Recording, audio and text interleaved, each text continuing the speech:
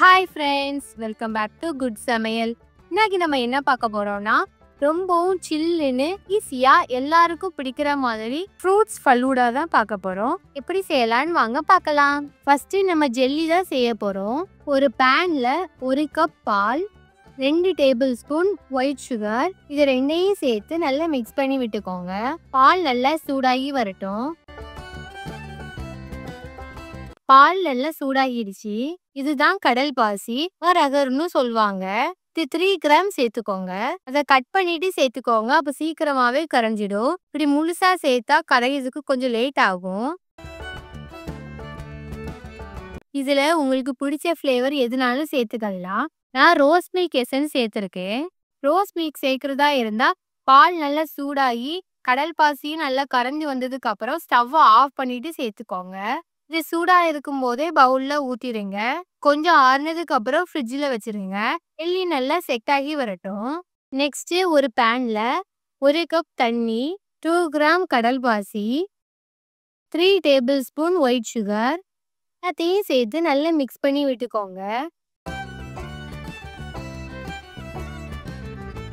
கடல் பாசியும் ஒயிட் சுகரும் நல்லாவே கரைஞ்சிடுச்சு. இதை பவுல்ல ஊத்திக்கலாம். இதை நான் 2 பவுல்ல ஊத்திக்கிடுறேன். ஒரு பவுல்ல நான் ரெடி பண்ண ஹோம்மேட் ஃபுட் கலரை சேர்த்துக்க போறேன். இதை நான் பீட்ரூட்ல செஞ்சேன். இதோட வீடியோ வேணும்னா கமெண்ட் பண்ணுங்க, இதை நான் வீடியோவா போடுறேன். நம்மளுக்கு ரெட் கலர் கிடைச்சிருச்சு. இன்னொரு பவுல்ல இதுல எந்த கலரும் சேர்க்காம ஒயிட்டாவே வச்சிருக்க போறேன். இதுவும் கொஞ்சம் சூடா ஆறுனதுக்கு அப்புறம் ஃப்ரிட்ஜில் 2 மணி நேரம் வச்சுக்கோங்க, நல்லா செட் ஆகி வரட்டும். நெக்ஸ்ட் நம்ம ரோஸ் மில்க் செய்யலாம். ஒரு பேன்ல 1.5 கப் பால், 2 டேபிள் ஸ்பூன் ஒயிட் சுகர், உங்களுக்கு இனிப்பு அதிகமாக வேணும்னா இன்னொரு ஸ்பூன் அதிகமாக சேர்த்துக்கோங்க. எல்லாம் மிக்ஸ் பண்ணி விட்டுக்கலாம். பால் நல்லா சூடாகி வரட்டும். பால் நல்லா சூடாகிடுச்சு. ஸ்டவ்வை ஆஃப் பண்ணிட்டு பாலை நல்லாவே ஆற வச்சுக்கோங்க. பால் நல்லா ஆறிடுச்சு. 2 டேபிள் ஸ்பூன் ரோஸ் மில்க் எசன்ஸையும் சேர்த்து நல்லா மிக்ஸ் பண்ணி விட்டுக்கோங்க. இந்த ரோஸ் மில்கை கொஞ்ச நேரம் ஃப்ரிட்ஜில் வச்சுக்கோங்க. அப்பந்தான் ஃபலூடா ரொம்பவே சில்லுன்னு கிடைக்கும். ஒரு பவுல்ல 1 டீஸ்பூன் சப்ஜா சீட், 1 கப்பு தண்ணியும் சேர்த்து ஒரு 20 மினிட்ஸ் ஊற வச்சுக்கோங்க.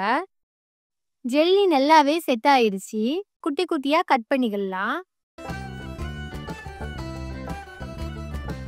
நான் ஃப்ரூட்ஸ்ல apple, guava, black grapes, pineapple, mango எல்லாமே குட்டி குட்டியா கட் பண்ணி வச்சிருக்கேன். நீங்க உங்களுக்கு விருப்பப்பட்ட எந்த ஃப்ரூட்ஸ் வேணாலும் நீங்க எடுத்துக்கலாம். ஃபலூடா செய்யறதுக்கு எல்லாமே ரெடி ஆயிடுச்சு. ஒரு கிளாஸ்ல எல்லாமே அரேஞ்ச் பண்ணிடலாம்.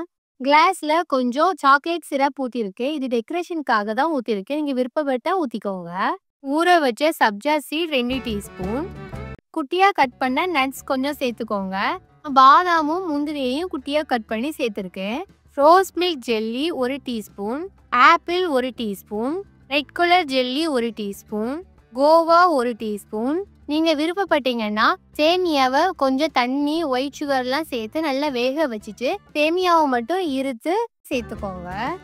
White colour jelly 1 teaspoon, black colour grapes 1 teaspoon, pineapple 1 teaspoon, 1 teaspoon mango ice cream. நீங்க எந்த ஐஸ்கிரீம் வேணாலும் சேர்த்துக்கலாம். டைம்ல நான் சேர்த்த மாதிரி ஐஸ்கிரீம் சேர்த்துக்கலாம்.